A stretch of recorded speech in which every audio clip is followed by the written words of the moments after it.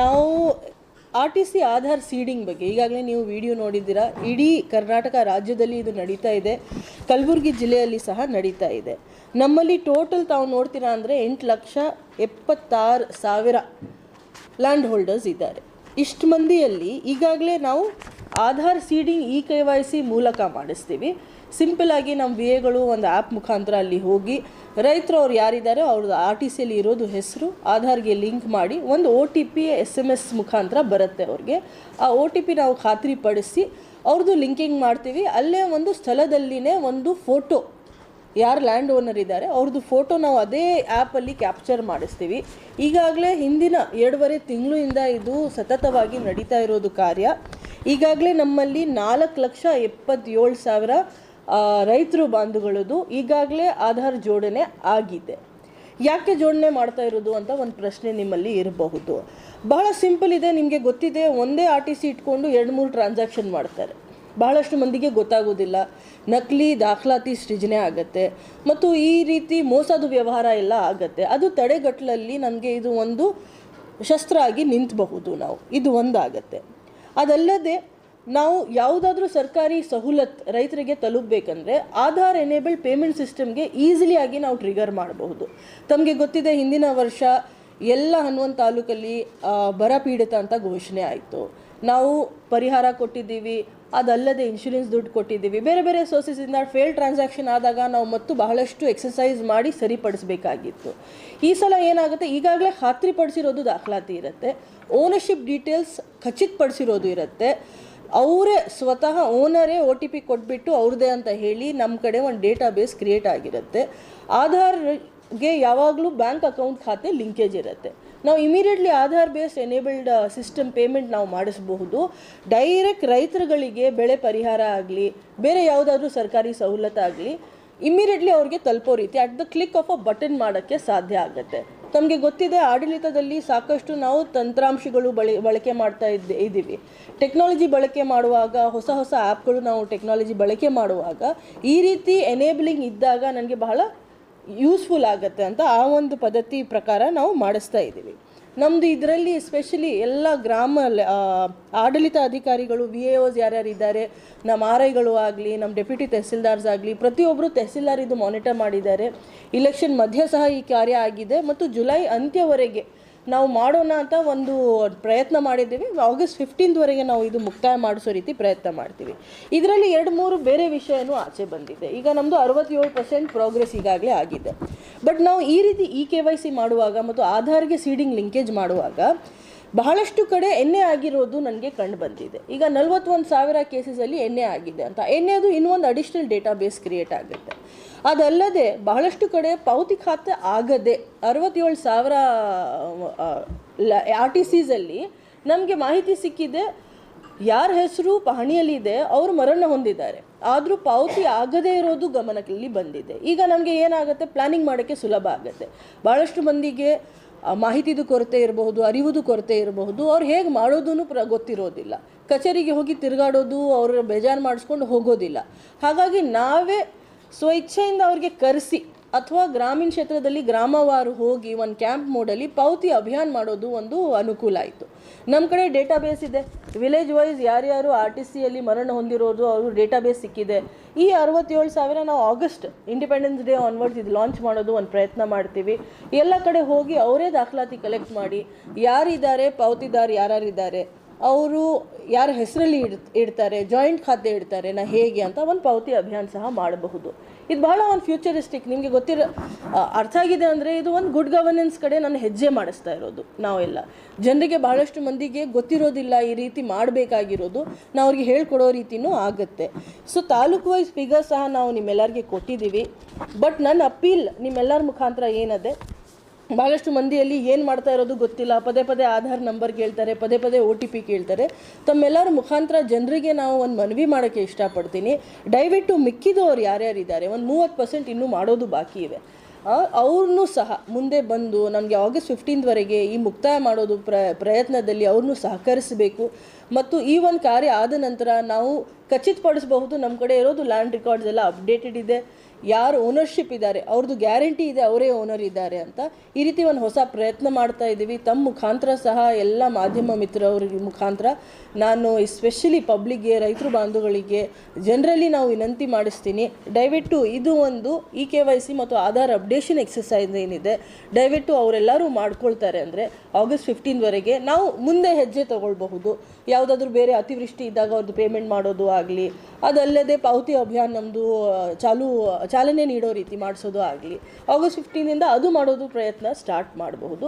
ಹಾಗಾಗಿ ಇದು ಒಂದು ಪಕ್ಕಾ ಡೇಟಾಬೇಸ್ ನಮ್ಮೆಲ್ಲರಿಗೆ ಸಿಗ್ಬಿಡುತ್ತೆ ಮತ್ತು ಇಡೀ ಸ್ಟೇಟಲ್ಲಿ ಈ ಕಾರ್ಯ ನಡೀತಾ ಇದೆ. ನಮ್ಮ ಜಿಲ್ಲೆಯಲ್ಲಿ ಇನ್ನೂ ಸಾಕಷ್ಟು ಒಳ್ಳೆ ಪ್ರೋಗ್ರೆಸ್ ಆಗಿದೆ. ಇನ್ನು ಮುಂದೆ ಹೋಗ್ತಾ ನಾವು ಯಾವಾಗಲೂ ಒಳ್ಳೆ ಸ್ಥಾನದಲ್ಲಿ ಇರಲಿ ಮತ್ತು ಜನರಿಗೆ ಅನುಕೂಲ ಆಗೋ ರೀತಿ ಒಂದು ಕಾರ್ಯ ಮಾಡೋಣ ಅಂತ ಒಂದು ಪ್ರಯತ್ನ ಮಾಡ್ತಾ ಇದ್ದೀವಿ. ತಮ್ಮೆಲ್ಲರ ಮುಖಾಂತರ ನಾನು ಮತ್ತೊಮ್ಮೆ ಈ ಒಂದು ವಿನಂತಿ ಮಾಡ್ತೀವಿ. ಅದಲ್ಲದೆ ಲ್ಯಾಂಡ್ ಬೀಟ್ ತಾವೆಲ್ಲರೂ ಕೇಳ್ಕೋಬಹುದು, ಪೊಲೀಸವರು ಬೀಟ್ಗೆ ಹೋಗ್ತಾರೆ, ಯಾವುದು ರೀತಿ ಪ್ರಾಬ್ಲಮ್ ಆಗಲಾರ್ದು, ಎಲ್ಲಿ ಕ್ರೈಮ್ ಬೆಲ್ಟ್ ಎಲ್ಲಿದೆ, ಝೋನ್ ಎಲ್ಲಿದೆ ಅಲ್ಲಿ ಹೋಗಿ ಜಾಸ್ತಿ ನೋಡ್ತಾರೆ ಅವರು. 112 ವೆಹಿಕಲ್ಸ್ ಎಲ್ಲ ಓಡಾಡುತ್ತೆ. ಅದೇ ಮಾದರಿಯಲ್ಲಿ ಲ್ಯಾಂಡ್ ಬೀಟ್ ಅಂತ ಒಂದು ಹೊಸ ಆ್ಯಪ್ ಕಂದಾಯ ಇಲಾಖೆ ವತಿಯಿಂದ ಚಾಲನೆ ಆಗಿದೆ. ಇದರಲ್ಲಿ ಏನಿದೆ, 1.4 ಮಿಲಿಯನ್ ಸರ್ಕಾರಿ ರೆಕಾರ್ಡ್ಸ್ ಇದೆ. ಸರ್ಕಾರಿ ಜಮೀನು ಅಂತ ಇಡೀ ಸ್ಟೇಟ್ದು ನಾನು ಹೇಳ್ತಾ ಇರೋದು.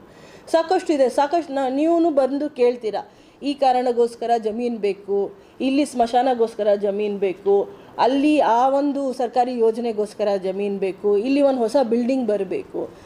ಖಚಿತಪಡಿಸಿ ದಾಖಲಾತಿ ನಮ್ಮದು ಬರೀ ಫಿಸಿಕಲ್ ರೆಕಾರ್ಡ್ಸ್ ಇರುತ್ತೆ ಅಷ್ಟೇ. ಪ್ರತಿ ಒಂದೊಂದು ಕಚೇರಿಯಲ್ಲಿ ಬಹಳಷ್ಟು ಚೆನ್ನಾಗಿ ಮೇಂಟೈನ್ ಮಾಡ್ತಾರೆ, ಒಂದೊಂದು ಕಚೇರಿಯಲ್ಲಿ ಅಷ್ಟು ಚೆನ್ನಾಗಿ ಮೇಂಟೈನ್ ಆಗೋದಿಲ್ಲ, ತಮ್ಮೆಲ್ಲರಿಗೂ ಗೊತ್ತಿರೋದು ವಿಷಯ. ಈಗ ನಾವು ಏನು ಮಾಡಿದ್ದೀವಿ ಕಂದಾಯ ಇಲಾಖೆ ವತಿಯಿಂದ ಅಂದರೆ ಕಂಪ್ಲೀಟ್ ಡೇಟಾಬೇಸ್ ಅಪ್ಡೇಷನ್. ಮತ್ತು ಒಂದು ಸತಿ ಮಾಡ್ತೀವಿ ಅಂದರೆ ಆಗೋದಿಲ್ಲ, ಇದು ಪ್ರತಿ 3-4 ತಿಂಗಳಿಗೆ ಒಮ್ಮೆ ಒಬ್ಬ VA ಲ್ಯಾಂಡ್ ಬೀಟ್ ಮಾಡೋದು.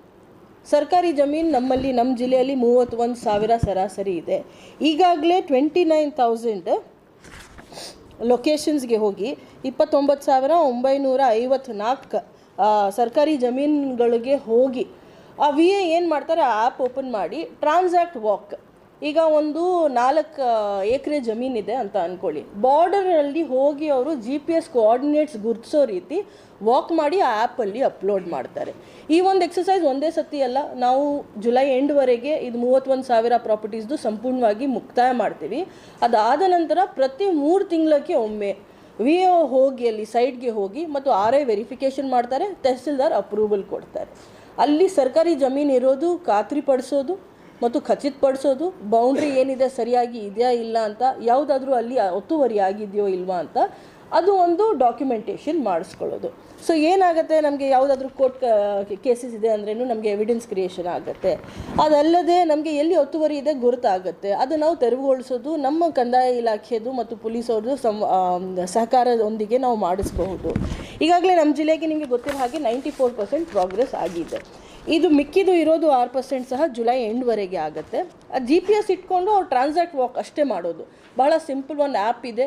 ಇದು ಒಂದು ಹಿಂದೆ ನಮ್ಮ ಕಡೆ ಖಚಿತಪಡಿಸಿರೋದು ಡೇಟಾಬೇಸ್ ಇರಲಿಲ್ಲ. ಈಗ ಎಲ್ಲಿದೆ ಸರ್ಕಾರಿ ಜಮೀನು ಅಂತ ನನಗೆ ಗ್ಯಾರಂಟಿ ಗೊತ್ತಾಗ್ಬಿಟ್ಟಿದೆ.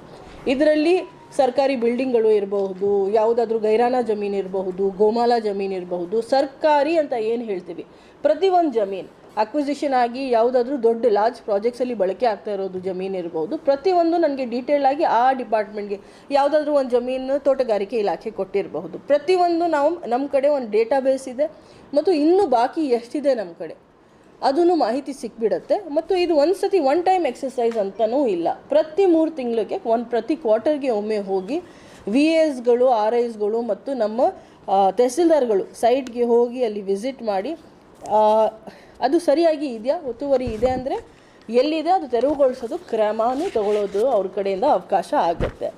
ಸೊ ಇದು ಎರಡೂ ನಾವು ಎಲ್ಲ ಕಡೆ ಮಾಡ್ತಾ ಇದ್ದೀವಿ ಮತ್ತು ತಮ್ಮ ಮುಖಾಂತರನೂ ನಾವು ಜನರಿಗೆ ಅಪೀಲ್ ಮಾಡೋಕ್ಕೆ ಇಷ್ಟಪಡ್ತೀನಿ. ಬಿಕಾಸ್ ನಮ್ಮ ಕಡೆ ಈಗ ಖಚಿತಪಡಿಸಿರೋದು ಒಂದು ಡೇಟಾಬೇಸ್ ಇದೆ. ಯಾರು ಒತ್ತುವರಿ ಮಾಡೋಕ್ಕೆ ಹೊಟ್ಟಿದ್ದಾರೆ ಅಂದ್ರೂ ಅವ್ರಿಗೆ ಎಚ್ಚರಿಕೆ ಇರಲಿ. ಮತ್ತು ನಾವು ಇದು ಒಂದು ಸರ್ಕಾರಿ ಲ್ಯಾಂಡ್ ಏನಿದೆ, ಸರ್ಕಾರಿ ಜಮೀನು ಏನಿದೆ ಸುರಕ್ಷಿತವಾಗಿ ಇಟ್ಕೊಳ್ಳೋದು ಅದು ಒಂದು ಪ್ರಯತ್ನ ಮಾಡ್ತಾ ಇದ್ದೀವಿ. ಈ ಸಲ ನಾವು ಟೆಕ್ನಾಲಜಿ ಮತ್ತು ತಂತ್ರಾಂಶಗಳದ್ದು ಆ್ಯಪ್ಗಳದ್ದು ಬಳಕೆ ಮಾಡಿಸ್ಕೊಂಡು ಮಾಡ್ತಾ ಇದ್ದೀವಿ. ಈಗ ಯಾವುದಾದ್ರೂ ರೀತಿ ನಮ್ಮದು ಇನ್ನು ಮುಂದೆ ಹೋಗ್ತಾ ಬಗೈರ್ ಹುಕುಮಲ್ಲಿ ನಾವು ಯಾರ್ಯಾರಿಗೆ ಕೊಡಬಹುದು, ಪ್ರತಿಯೊಂದು ನಮ್ಮ ಕಡೆ ಡೇಟಾಬೇಸ್ ಇರುತ್ತೆ. ಜನರಿಗೆ ಸವಲತ್ತು ಆಗೋ ರೀತಿಯೂ ಬರೀ ಇದು ಒಂದು ತಡೆಗಟ್ಟಲು ಒತ್ತುವರಿ ಮಾತ್ರ ಅಲ್ಲ, ಮತ್ತು ಜನರಿಗೆ ಸವಲತ್ತು ಆಗೋ ರೀತಿಯೂ ಒಂದು ಪ್ರಯತ್ನ ಮಾಡಿಸ್ತಾ ಇದ್ದೀವಿ.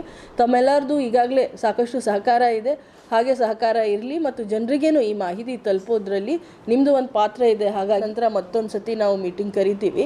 ಡಿಜಿಟೈಸೇಷನ್ ಆಫ್ ಲ್ಯಾಂಡ್ ರೆಕಾರ್ಡ್ಸ್ ಮಾಡ್ತಾ ಇದ್ದೀವಿ.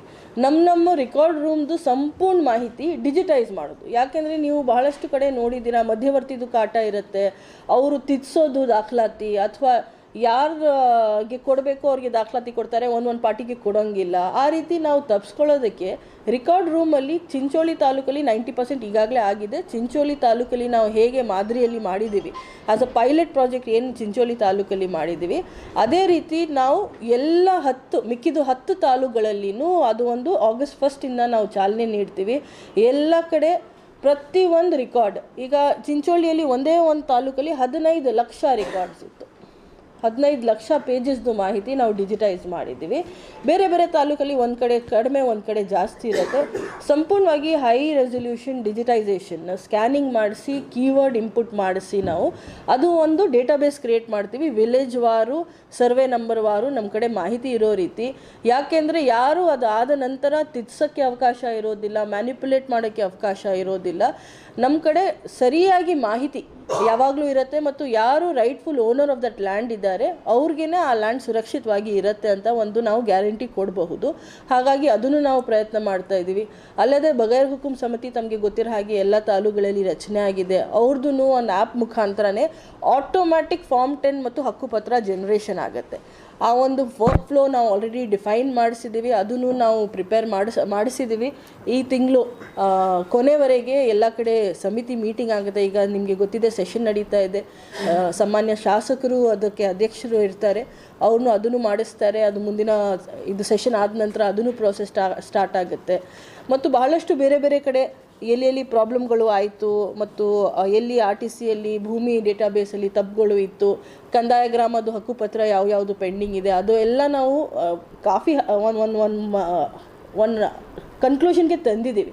ಅದೆಲ್ಲ ಒಂದೊಂದಾಗಿ ಒಂದೊಂದು ತಿಂಗಳಿಗೆ ಒಂದೊಂದು ರೀತಿ ನಾವು ಅದು ವಿತರಣೆ ಕಾರ್ಯಕ್ರಮನೂ ಮಾಡ್ತೀವಿ. ಮತ್ತು ಅಲ್ಲದೆ ತಮ್ಮೆಲ್ಲರಿಗೆ ಮಾಹಿತಿ ಕಾಲಕ್ಕೆ ಕೊಡ್ತೀವಿ, ಸೊ ದಟ್ ನಿಮ್ಮ ಮುಖಾಂತರ ಜನರಿಗೆ ಗೊತ್ತಾಗಲಿ. ಭಾಳಷ್ಟು ಮಂದಿಗೆ ಗೊತ್ತಾಗೋದಿಲ್ಲ, ಇದು ಸ್ವಲ್ಪ ಟೆಕ್ನಿಕಲ್ ಇರುತ್ತೆ, ಅವ್ರಿಗೇನು ಗೊತ್ತಾಗೋದಿಲ್ಲ. ಅಂದರೆ ತಮ್ಮ ಮುಖಾಂತರ ಅವರೆಲ್ಲರಿಗೆ ಮಾಹಿತಿ ಹೋಗಲಿ ಅಂತ ಅದು ಒಂದು. ಆ್ಯಂಡ್ ಸಿನ್ಸ್ ಎನಿಹೋ ನೀವೆಲ್ಲರೂ ಬಂದಿದ್ದೀರಿ, ಮಳೆ ಬರ್ತಾ ಇದೆ ಎಲ್ಲ ಕಡೆ. 45% ಎಕ್ಸೆಸ್ ಮಳೆ ಬಂದಿದೆ ನಮಗೆ. ವಾಡಿಕೆಯಿಂದ ಜಾಸ್ತಿನೇ ಮಳೆ ಬಂದಿದೆ. 94% ಬಿತ್ತನೆ ಈಗಾಗಲೇ ಎಲ್ಲ ಕಡೆ ಆಗಿ ಹೋಗಿಬಿಟ್ಟಿದೆ. ನಿಮ್ಮ ಕಡೆಯಿಂದ ನಾನು ರೈತರಿಗೆ ಒಂದು ಅಪೀಲ್ ಮಾಡೋಕ್ಕೆ ಇಷ್ಟಪಡ್ತೀನಿ. 1,32,000 ರೈತರು ಈಗಾಗಲೇ ವಿಮೆಗೆ ಅವರು ನೋಂದಣಿ ಮಾಡಿಸ್ಕೊಂಡಿದ್ದಾರೆ. ಪ್ರಧಾನಮಂತ್ರಿ ಕೃಷಿ ಸಿಂಚಾಯಿ ಯೋಜನೆ ಅಡಿಯಲ್ಲಿ ಅವರು 10% ಮಾತ್ರ ಕಟ್ಟಬೇಕಾಗಿರೋದು ಪ್ರೀಮಿಯಂ. ಹಾಗಾಗಿ ಮಿಕ್ಕಿದ್ದು ಅವರು ಸಹ ಜುಲೈ 31ನೇ ತಾರೀಕುವರೆಗೆ ಕಾಲಾವಕಾಶ ಇದೆ. ದಯವಿಟ್ಟು ಅವರೆಲ್ಲರೂ ನೋಂದಣಿ ಮಾಡಿಸ್ಕೊಳ್ತಾರೆ ಅಂದರೆ ಡೆಫಿನೆಟ್ಲಿ ಏನಾದರೂ ಅತಿವೃಷ್ಟಿ ಅಥವಾ ಯಾವುದಾದ್ರೂ ಬೇರೆ ರೀತಿ ಹಾನಿ ಆದಾಗ ಅವ್ರಿಗೆ ಅನುಕೂಲ ಆಗುತ್ತೆ. ಮತ್ತು ಮಿಕ್ಕಿದು ಸರ್ಕಾರದಿಂದನೂ 90% ಪ್ರೀಮಿಯಂ ಅವರು ಸರ್ಕಾರ ವತಿಯಿಂದ ಆಗಿರುತ್ತೆ. ಹಾಗಾಗಿ ರೈತರು ಬಾಂಧುಗಳಲ್ಲಿ ಬರೀ 960 ರೂಪೀಸ್ ತೊಗರಿಗೋಸ್ಕರ ಅಷ್ಟೇ ಪ್ರೀಮಿಯಂ ಇರೋದು, ಭಾಳ ಕಡಿಮೆ ಇದೆ. ಒಂದು 600 ಮ್ಯಾಕ್ಸಿಮಮ್ ಐ ಥಿಂಕ್ ಅರಿಶಿನಿಗೋಸ್ಕರ 7,000 ಇದೆ ಅಷ್ಟೇ. ಇಲ್ಲಾಂದರೆ 1,000 2,000 ಅಷ್ಟೇ ಇರೋದು ಪರ್ ಹೆಕ್ಟೇರ್ಗೆ. ತುರ್ಗೆ ಎಸ್ಪೆಷಲಿ ಮಳೆ ಆಶ್ರಿತ ತೊಗರಿ ಇರೋದು ಬರೀ 960 ರೂಪಾಯಿ. ಹಾಗಾಗಿ ಅವರೆಲ್ಲರೂ ರಿಜಿಸ್ಟ್ರೇಷನ್ ಮಾಡ್ತಾರೆ ಅಂದರೆ ಅಷ್ಟು ಒಂದು ಪ್ರೀಮಿಯಂ ಕಟ್ಸ್ಬೇಕು. 31ನೇ ತಾರೀಕು ಜುಲೈವರೆಗೆ ಕಟ್ಸ್ಕೋಬೇಕು. ಇನ್ಶೂರೆನ್ಸ್ ಆಗಿರುತ್ತೆ ಅಂದರೆ ಅವ್ರಿಗೇನು ಒಂದು ಅವ್ರಿಗೆ ಇದಿರುತ್ತೆ ಅಂತ, ಸ್ಟ್ರೆಂತ್ ಇರುತ್ತೆ ಅಂತ ನನ್ನ ಕಡೆಯಿಂದ ಒಂದು ವಿನಂತಿ ಇದೆ. ಎಲ್ಲ ರೈತರುಗಳಿಗೆ, ಎಲ್ಲ ನಮ್ಮ ಗ್ರಾಮೀಣ ಬಾಂಧುಗಳಿಗೆ ನಾವು ಅದೊಂದು ವಿನಂತಿ ಮಾಡಿಸ್ಕೊಳ್ತೀನಿ. ದಯವಿಟ್ಟು ನೀವು ಹೆಚ್ಚಿನ ಪ್ರಚಾರ ಕೊಡಿ. ಯಾಕೆಂದರೆ ಈ ತಿಂಗಳು ಕೊನೆಯ ಹಂತಕ್ಕೆ ಬಂದುಬಿಟ್ಟಿದ್ದೀವಿ ನಾವು. ಇವತ್ತು 24ನೇ ತಾರೀಕಿದೆ, ಒಂದು ವಾರ ಕಾಲಾವಕಾಶ ಇದೆ. ಎಲ್ಲರೂ ದಯವಿಟ್ಟು ವಿಮೆಗೆ ಅವ್ರು ರಿಜಿಸ್ಟ್ರೇಷನ್ ಮಾಡಿಸ್ಕೊಳ್ತಾರೆ ಅಂದರೆ ಡೆಫಿನೆಟ್ಲಿ ಅನುಕೂಲ ಆಗುತ್ತೆ. ಡಿಸ್ಪ್ಯೂಟಲ್ಲಿ ಇರುತ್ತೆ. ಹೌದು, ಡಿಸ್ಪ್ಯೂಟಲ್ಲಿ ಇದ್ದಾಗ ಬೇರೆ SOP ಬರುತ್ತೆ. ಬಟ್ ನಾವು ಜನರಲಿ ಏನು ಮಾಡ್ತೀವಿ, ಡಿಸ್ಪ್ಯೂಟಲ್ಲಿ ಇದ್ದಾಗೂ ಜಂಟಿ ಓನರ್ಶಿಪ್ ಕೂರಿಸ್ಬಿಡ್ತೀವಿ. ಯಾರಿಗೆ ಎಷ್ಟು ಅಂತ ಖಚಿತಪಡಿಸೋದು ಕೋರ್ಟಲ್ಲಿ ಇರುತ್ತೆ, ಅಥವಾ ರೆವೆನ್ಯೂ ಕೋರ್ಟಲ್ಲಿ, ಸಿವಿಲ್ ಕೋರ್ಟಲ್ಲಿ ಎಲ್ಲಾದರೂ ಅವರು ಲಿಟಿಗೇಷನ್ ಮಾಡ್ತಾ ಇದ್ದಾರೆ ಅಂದ್ರೇನು ಅವ್ರದ್ದು ಫ್ಯಾಮಿಲಿ ಟ್ರೀ ಪ್ರಕಾರ ಎಲ್ಲರದ್ದು ಹೆಸರು ಕೂರಿಸಿರ್ತೀವಿ. ಬಿಕಾಸ್ ರಿಜಿಸ್ಟರ್ಡ್ ಗಿಫ್ಟ್ ಡೀಡ್ ಇರುತ್ತೆ, ಅದು ಡಿಸ್ಪ್ಯೂಟಲ್ಲಿ ಇರುತ್ತೆ. ಸಾಕಷ್ಟು ಬೇರೆ ಬೇರೆ ಸಿನಾರಿಯೋ ಬರುತ್ತೆ. ಬಟ್ ಬಹಳಷ್ಟು ಕಡೆ ಆ ರೀತಿ ಇರೋದಿಲ್ಲ. ಅವ್ರು ಹೇಳ್ತಾರೆ 1/3 ಅವ್ರಿಗೆ ಹೋಗಲಿ, 1/3 ನಮಗೆ ಬರಲಿ, ನಾವು 1/3 ಇವ್ರಿಗೆ ಹೋಗಲಿ. 3 ಮಕ್ಕಳಿದ್ದಾರೆ ಅಂದರೆ 3 ಮಂದಿನೂ ಡಿವಿಷನ್ ಮಾಡಿಸ್ಕೊಳ್ತಾರೆ. ಆವಾಗ ನಾವು ಆಧಾರ್ ಲಿಂಕ್ ಅದು ಇದಾಗತ್ತೆ, ಪಾರ್ಟಿಷನ್ ಆಗತ್ತೆ ಅಲ್ವಾ. ಆವಾಗ ಡಿಸ್ಪ್ಯೂಟ್ ಇದ್ದಾಗ ನಾವು ಡಿಸ್ಪ್ಯೂಟ್ ಕೇಸಿಗೆ ಸೆಪ್ರೇಟ್ ಟ್ಯಾಗಿಂಗ್ ಮಾಡೋದು ಒಂದು ಹೊಸ SOP ಮಾಡ್ತೀವಿ. ಬಟ್ ಎಷ್ಟು ಮಟ್ಟಿಗೆ ಸಾಧ್ಯ, ಎಲ್ಲಿ ಡಿಸ್ಪ್ಯೂಟ್ ಇಲ್ಲ ಅದು ನಾವು ಕ್ಲಿಯರ್ ಮಾಡ್ಬೋದಲ್ವ. ಡಿಸ್ಪ್ಯೂಟ್ ಇರೋದು ನೋಡಿ ಆಯ್ತಾ, it will go in revenue court, ಇಲ್ಲ ಅಂದರೆ it will go to civil court, ಇಲ್ಲ ಮ್ಯಾಕ್ಸಿಮಮ್ ಹೈಕೋರ್ಟ್ಗೆ ಹೋಗುತ್ತೆ. ಹೌದು, ಇಲ್ಲ ಕೋರ್ಟಲ್ಲಿ ಇದ್ದಾಗ ತೀರ್ಮಾನನೇ ಬಾಕಿ ಇದೆ ಅಲ್ವಾ, ಆವಾಗ ನಾವು ಯಾರಿಗೆ ಲಿಂಕ್ ಮಾಡೋಕ್ಕೆ ಆಗೋದಿಲ್ಲ. ಅದೇ ಹೇಳ್ತಾ ಇರೋದು, ಆವಾಗ ಲಿಂಕ್ ಅದು ಡಿಸ್ಪ್ಯೂಟ್ ಕೇಸಸ್ದು ಸೆಪ್ರೇಟ್ SOP ಇಟ್ಟು ನಾವು ಸೆಪ್ರೇಟ್ ಫ್ಲಾಗಿಂಗ್ ಮಾಡಿಸಿ ಇಡ್ತೀವಿ. ಸೊ ಏನಾಗುತ್ತೆ, ನಮ್ಮದು ಈಗ ರೆವಿನ್ಯೂ ಕೇಸಸ್ದು ಏನಿದೆ RCCMS revenue court management system ಒಂದಿದೆ, ಭೂಮಿ ಡೇಟಾಬೇಸ್ ಇದೆ. ಅದರಲ್ಲಿ ಡಿಸ್ಪ್ಯೂಟ್ ಕೇಸಸ್ ಯಾವುದು ಯಾವ್ಯಾವ RTC ಮೇಲೆ ಯಾವ್ಯಾವ ಸರ್ವೆ ನಂಬರ್ ಇದೆ ಈಗಲೇ ನಾವು ಸರ್ಚ್ ಮಾಡಿ ತೆಗಿಬಹುದು. ಅದೇ ರೀತಿ ಅದರಲ್ಲಿ ಟ್ಯಾಗಿಂಗ್ ಮಾಡಿಬಿಡ್ತೀವಿ. ಡಿಸ್ಪ್ಯೂಟಲ್ಲಿ ಇರೋದು ಕೇಸಸ್ ಆ ಕೋರ್ಟ್ ಕೇಸ್ಗೆ ಟ್ಯಾಗಿಂಗ್ ಮಾಡ್ತೀವಿ, ಕೋರ್ಟ್ ಕೇಸ್ದು ತೀರ್ಮಾನ ತಕ್ಕಂತಹ ನಾವು ಟ್ಯಾಗಿಂಗ್ ಮಾಡಿಸ್ತೀವಿ. ಆ ರೀತಿ ಮಾಡಿಸ್ಕೊಳ್ಬೇಕಾಗಿದೆ. But while the dispute is under way, while it's under hearing, we will just flag it, we will not act on it. ಅದರಲ್ಲಿ ಕ್ರಮ ತಗೊಳ್ಳೋಕ್ಕೆ ಆಗೋದಿಲ್ಲ ಅಲ್ಲ, ಕೋರ್ಟ್ದು ತೀರ್ಮಾನ ಬರೋವರೆಗೆ. ಆಧಾರ್ ಸೀಡಿಂಗ್ ಮಾಡೋಕ್ಕೆ, ಆಧಾರ್ ಸೀಡಿಂಗ್ ಯಾವಾಗ it is based on consent, but ಅದಕ್ಕೆ ಓನರ್ಶಿಪ್ ಖಚಿತಪಡಿಸ್ಬೇಕಲ್ಲ. ಡಿಸ್ಪ್ಯೂಟ್ ಇದ್ದಾಗ ownership ಇರೋದಿಲ್ಲ, ಹಾಗಾಗಿ ಅದು ಆಧಾರ್ ಸೀಡಿಂಗ್ ಮಾಡೋಕ್ಕೆ ಅದು ಮೇ ಬಿ 10% ಇರಬಹುದು, ಬಟ್ 90% ಮಾಡಬಹುದಲ್ಲ. 90% ಜನರಿಗೆ ಅನುಕೂಲ ಆಗುತ್ತೆ. ನೀವು ಡಿಸೈಡ್ ಮಾಡಿ ಯಾರ್ದು ಫಸ್ಟ್ ಉತ್ತರ ಕೊಡಬೇಕು. ಏನು ಹಿಂದೆ ಏನು ಮಾಡಿದ್ದಾರೆ,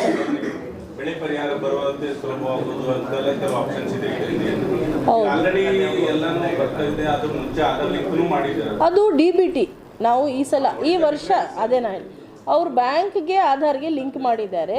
DBT ಡೈರೆಕ್ಟ್ ಬೆನಿಫಿಟ್ ಟ್ರಾನ್ಸ್ಫರ್ ಮುಖಾಂತರ ಪೇಮೆಂಟ್ ಆಗಿದೆ. ಈಗ RTCಗೆ ಆಧಾರ್ ಲಿಂಕ್ ಮಾಡಿದೆ. ಈಗ ನಾವು ಹಿಂದೆ ಹೇಗೆ ಮಾಡ್ತಾಯಿದ್ರಿ, ಈಗ ಫಾರ್ ಎಕ್ಸಾಂಪಲ್ ಒಂದು ಪರಿಹಾರ ತಂತ್ರಾಂಶದಲ್ಲಿ ಹೇಗಿತ್ತು ಹಿಂದೆ ಅಂತ ಎಕ್ಸ್ಪ್ಲೇನ್ ಮಾಡ್ತೀವಿ. ಈಗ ಲಾಸ್ಟ್ ಇಯರ್ ನಮ್ಮದು ಆಲ್ಮೋಸ್ಟ್ 2,73,000 ರೈತರದ್ದು ಡೇಟಾಬೇಸ್ ಕ್ರಿಯೇಟ್ ಮಾಡಿ ಮೆಮೊರಾಂಡಮ್ ಮಾಡಿ, ಎಷ್ಟು ಮಂದಿ ಸಣ್ಣ ರೈತರು ಅಷ್ಟು ಮಂದಿ ಅದನ್ನು ಸ್ಮಾಲ್ ಆ್ಯಂಡ್ ಮಾರ್ಜಿನಲ್ ಫಾರ್ಮರ್ಸ್ ಅಂತ ಗುರುಸಿ ಮೆಮೊರಾಂಡಮ್ ಕಳಿಸ್ತೀವಿ. ಗೌರ್ಮೆಂಟ್ ಅವರು ಎಕ್ಸೆಪ್ಟ್ ಮಾಡ್ತಾರೆ, ಇಷ್ಟು ಪರಿಹಾರ ನಿಗದಿ ಮಾಡಿ ನಮಗೆ ರಿಲೀಸ್ ಮಾಡ್ತಾರೆ. ಆವಾಗ ಆ ರೀತಿ ಪ್ರೊಸೆಸ್ ಮಾಡ್ತಾಯಿದ್ವಿ.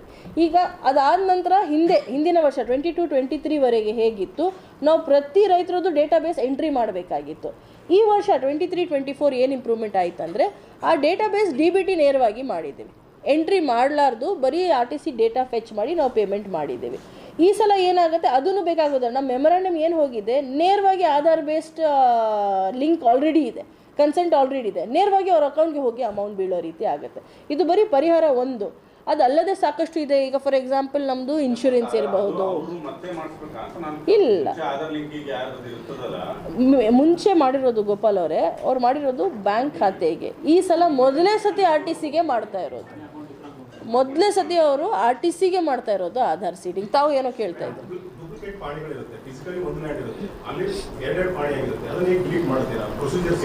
ಅದು ಪ್ರೊಸೆಸ್ ಆಫ್ಕೋರ್ಸ್ ಮಾಡ್ತೀವಿ. ಅಲ್ಲಿ ಫಿಸಿಕಲ್ ನಮಗೆ ಗೊತ್ತಾಗ್ಬಿಡುತ್ತೆ, ಈ ಒಂದೇ ಪಹಣಿಗೆ ಇಬ್ಬರು ಓನರ್ಸ್ ಮುಂದೆ ಬರ್ತಾ ಇದ್ದಾರೆ ಅಂದರೆ ಆ ಸೆಟಲ್ ಮಾಡೋಕ್ಕೆ ಈಗ ಫಾರ್ ಎಕ್ಸಾಂಪಲ್ ಈಗ ಹಳ್ಕಟ್ಟ ಅಂತ ಒಂದು ಗ್ರಾಮ ಇತ್ತು ಚಿತ್ತಾಪುರ ಕಾನ್ಸ್ಟಿಟ್ಯೂಯೆನ್ಸಿಲಿ.